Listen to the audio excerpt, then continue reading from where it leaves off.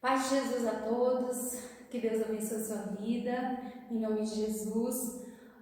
Hoje é dia 12 de dezembro de 2020 e eu estou firme na minha leitura de 6 meses, que vou terminar até o dia 30 de dezembro, vou terminar, mas vou aqui na minha sequência dos vídeos, que eu fiz o propósito de fazer os vídeos dos livros, da Bíblia, e agora chegou a vez de Ezequiel. Ezequiel é um livro grande, faz parte dos profetas maiores, e anos atrás, quando eu li a Bíblia, eu tinha mais dificuldade com Ezequiel. Agora eu estou amando, estou gostando demais, está começando a ser um dos meus profetas preferidos, apesar de que Isaías e Jeremias também são meus preferidos. Então vamos lá. Quem foi Ezequiel? Ezequiel foi um profeta bastante importante e que não profetizou em Jerusalém, mas ele profetizou lá na Babilônia, porque ele era jovem, sacerdote de família sacerdotal, e foi levado de Jerusalém para a Babilônia. Bem jovem, assim como Daniel também foi bem jovem para a Babilônia. Provavelmente, inclusive, Ezequiel e Daniel se conheciam, porque não eram assim tantos judeus na Babilônia. É bem provável que eles tinham conhecimento um do outro, mas a Bíblia não fala se eles tinham alguma proximidade. Então Ezequiel ele foi contemporâneo de Jeremias, enquanto Jeremias estava profetizando ainda na Jerusalém, que estava perdendo a guerra contra a Babilônia. Jeremias, depois que Jerusalém caiu, Jeremias ainda continuou por um tempo ainda profetizando. Enquanto isso, Ezequiel estava profetizando lá na Babilônia. Ele começou seu ministério bem cedo, bem jovem. E Ezequiel ele tem uma forma um pouco diferente de profetizar. Então, vamos começar aqui a verificar alguns capítulos, algumas coisas importantes aqui nessa minha última leitura que me chamaram mais atenção. Uma das coisas que caracterizaram Ezequiel é que ele era um profeta de visões.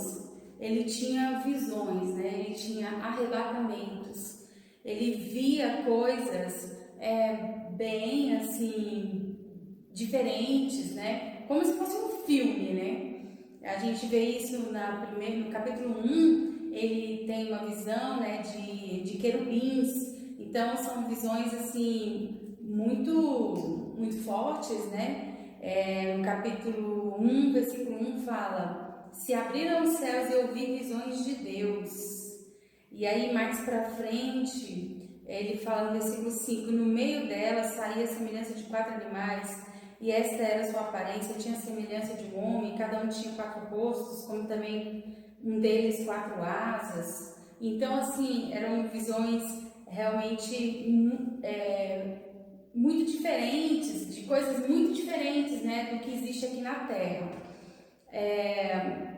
Lendo Isaías e Jeremias, a gente vê que eles não tinham exatamente visões assim dessa forma de Ezequiel.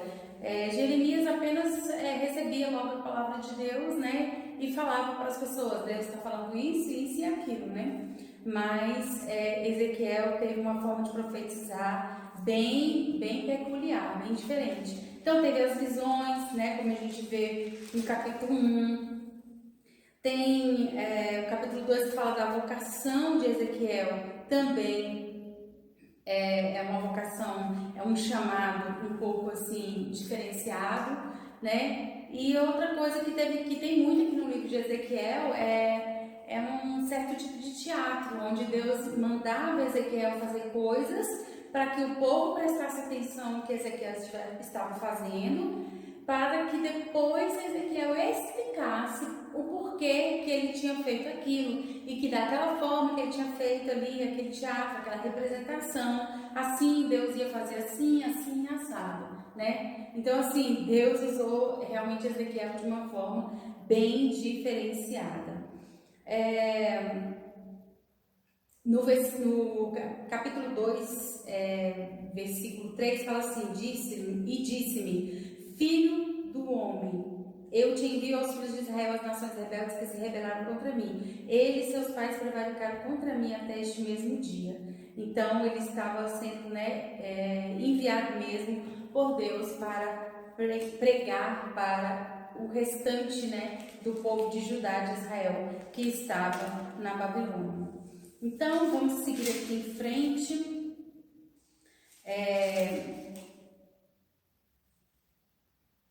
O capítulo 3, versículo 17, fala assim: filho do homem, eu te dei por atalaia sobre a casa de Israel, e tu da minha boca ouvirás a palavra e os avisarás da minha parte. Quando eu disser ao ímpio, certamente morrerás, não o avisando tu, não falando para avisar o ímpio acerca do seu caminho e para salvar a sua vida, aquele ímpio morrerá na sua maldade, mas seu sangue da tua mão requererei. Realmente a exigência de Deus aqui para com Ezequiel foi muito forte, que ele precisava avisar os ímpios. Se ele não avisasse, o sangue ia ser requerido do próprio Ezequiel. Uma responsabilidade aqui muito forte, e nós também temos que pensar nessa responsabilidade que nós temos de pregar a palavra de Deus pura e verdadeira, e deixar o Espírito Santo de Deus agir na vida das pessoas.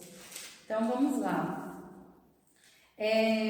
Capítulo 7, o capítulo 7 é um capítulo de um aviso mesmo de Deus muito forte, é um aviso profético, em que ele fala do tempo do fim, e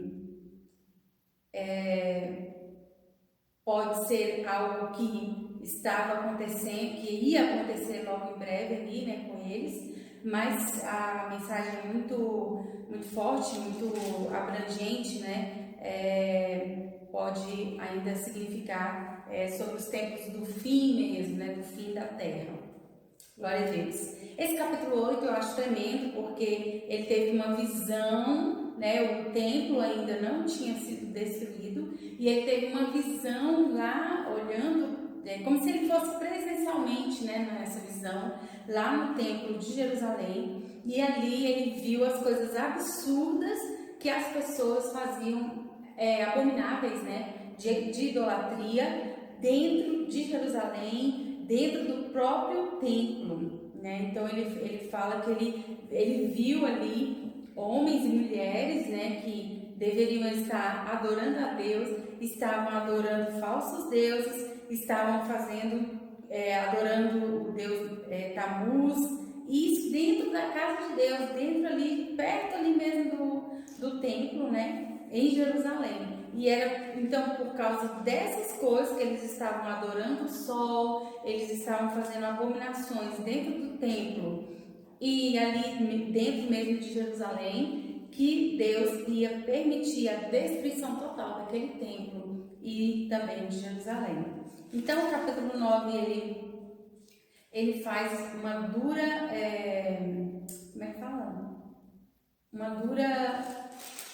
um duro julgamento, ele profetiza sobre os castigos que Jerusalém ia passar.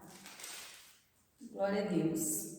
No capítulo 10 a gente vê que ele teve uma segunda visão dos querubins. Esses querubins, ele sempre descrevia esses querubins da mesma forma, porém ele ia dando mais detalhes, E os querubins são seres, celestiais que estão provavelmente acima dos anjos mais comuns, são como se fossem tem uma hierarquia, A palavra de Deus fala que tem uma hierarquia dos anjos, e os querubins então estão numa posição mais alta, Estão constantemente na presença de Deus.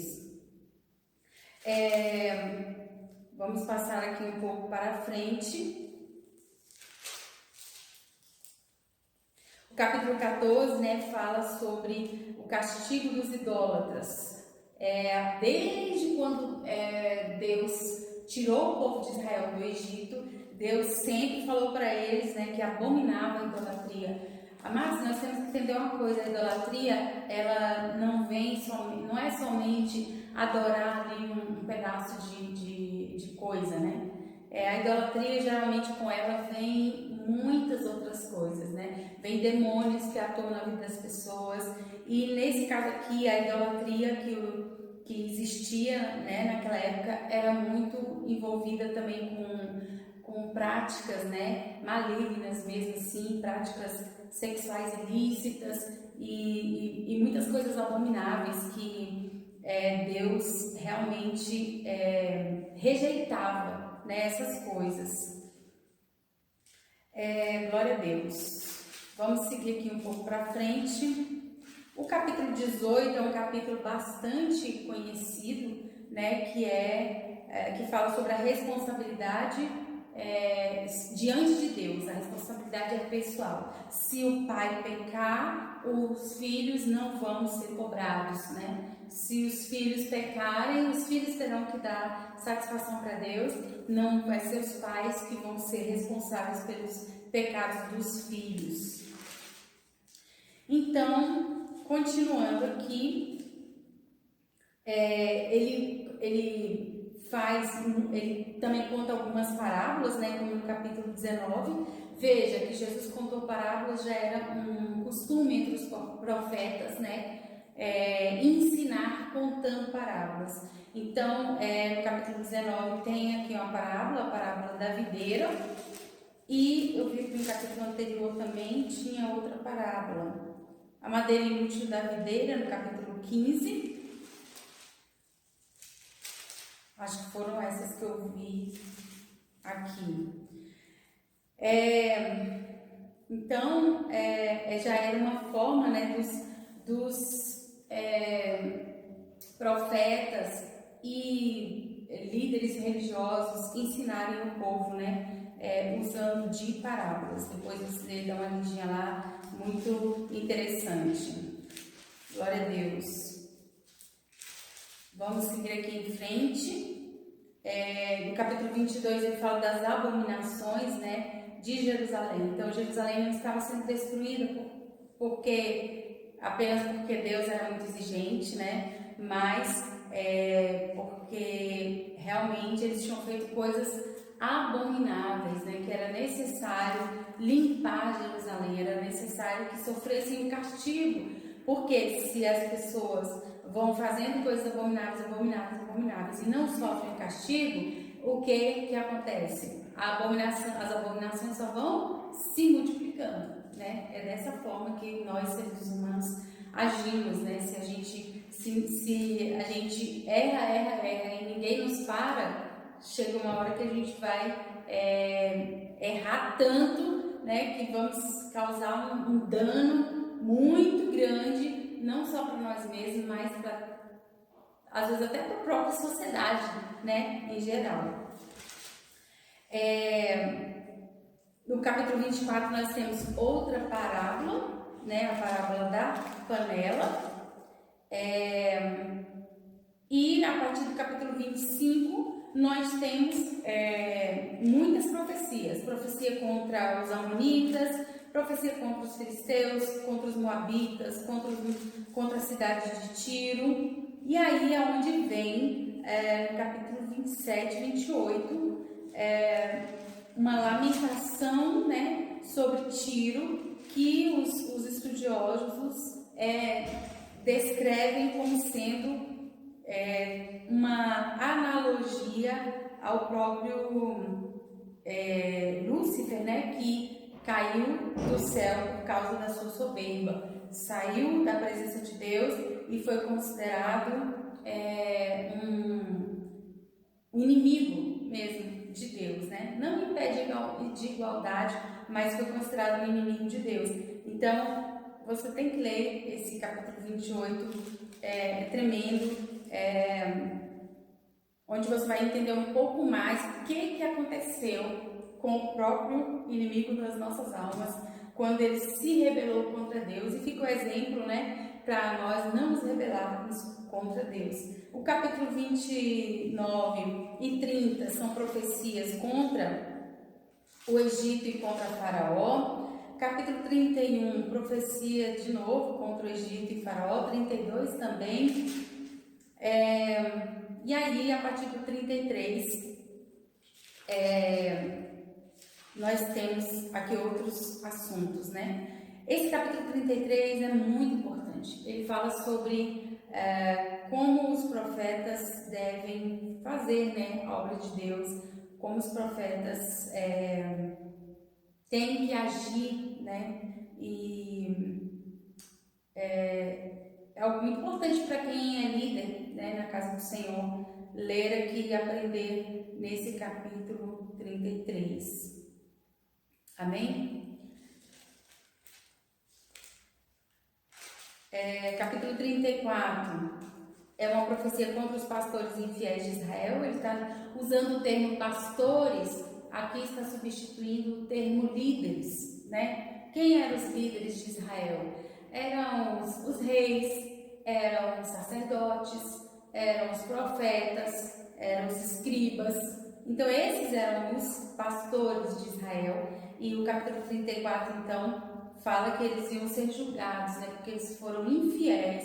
Eles, em vez de levar o povo para buscar a Deus, para mais perto de Deus, eles fizeram serem usados, né? Esses líderes de Israel foram usados pelo inimigo e fizeram o povo de Israel pecar mais e mais ainda. O povo de Judá estava sendo destruído também por causa dos erros desses líderes, né, que tinham se desviado. O capítulo 35 é uma profecia contra o Monte Seir. O que isso quer dizer? É contra os descendentes de Esaú, né? Os descendentes de Esaú, se alegraram com a destruição de Jerusalém. A gente vai ver isso também em um dos profetas menores, né? Eles se alegraram com a destruição de Jerusalém e Deus viu, né? Deus viu que eles não podiam ter feito isso, eles não podiam se alegrar com a destruição de Jerusalém, que eram seus irmãos, né? Os descendentes de Jacó. Então Deus traz aqui então uma profecia contra os descendentes de Esaú. Depois do 36 tem profecia contra a própria Israel como um todo, né? Judá, que agora era só Judá, mas o povo de Israel ainda tinha alguns aqui, outros ali. Então Deus trouxe uma profecia contra eles, mas também uma promessa de restauração no capítulo 36. E aí vem então o capítulo 37, que é um capítulo bastante conhecido, que é aquele texto do Vale de Ossos Secos, né? Onde Ezequiel tem uma visão, né? Ele fala: me levou em espírito e me pôs no meio de um vale que estava cheio de ossos, né? Então ele teria uma visão, e esse lugar tinha muitos ossos, pessoas mortas, né? Secos, ossos secos. E Deus então falou para ele assim: é possível que esses ossos venham, né, sejam pessoas novamente? E ele falou assim que ele fala que e me disse: filho do homem, poderão viver estes ossos? E eu disse: Senhor Jeová, tu o sabes. Glória a Deus. Então ele viu, né, Deus fazer aqui essa coisa tremenda. Alguns dizem que foi só uma visão, outros estudiosos dizem que foi de verdade. Então, eu acredito que se foi só uma visão, é uma coisa também que edifica a nossa fé, e se foi algo de verdade, também edifica a nossa fé, né? Isso não muda, né, a edificação aqui da nossa fé. Aí vem o capítulo 38, que é uma profecia que é mais para o fim dos tempos, né? Profecia contra Gog, e o capítulo 39 também, né, fala sobre isso. são coisas bem difíceis de entender, que provavelmente vão se cumprir somente no final dos tempos mesmo, né? Quando se levantar todo um grupo de nações contra Israel, tentando destruir Israel, e aí o Messias, o próprio Deus, vai se levantar para defender Israel. Aí o capítulo 40 fala da restauração do templo, né? Da restauração da adoração na casa do Senhor, que ele profetiza que em anos, né, futuros haveria essa restauração, né, do templo, e na verdade teve que ter uma reconstrução, né, do templo. O capítulo 41 fala da restauração do templo, 42 também, com vários detalhes, como que deveria ser, né, essa restauração, na verdade essa reconstrução do templo. Capítulo 43 também fala sobre essa restauração do templo, 44 também, e o 45 também fala, né, que no futuro eles iam repartir novamente a terra, eles iam ter novamente ali Jerusalém sendo habitada por judeus. O capítulo 47 e 48 fala dessa restauração do povo de Israel. Fala dessa restauração que, né, eles iam voltar, chegaria o tempo de acabar o cativeiro, eles iam voltar para Jerusalém e iam ter novamente, né, as terras, eles iam ter novamente um templo para adorar a Deus. Então eles estavam avisados, né, de que Deus permitia a destruição por causa do pecado. Então era para eles não fazerem mais, né, o que eles vinham fazendo. Então fica essa meditação aqui de Ezequiel, que Deus abençoe poderosamente a sua vida e que você possa conseguir, né, se você ainda não leu esse livro de Ezequiel, você tenha êxito, você consiga ler o livro de Ezequiel todo, porque é uma bênção. Aparentemente no início, quem nunca leu, é um pouco difícil, mas se você perseverar e não queira entender tudo, né? Porque se a gente quiser entender tudo dos textos, quando o texto é grande, né, assim, de Ezequiel, a gente acaba ficando parado, né? A gente acaba empacando. Então, assim, leia e deixe o Espírito Santo ir falar com você, e cada ano que você lê, você vai entender um pouco mais, e com o tempo a gente vai lendo com mais gosto, com mais facilidade. Deus abençoe a sua vida, em nome de Jesus.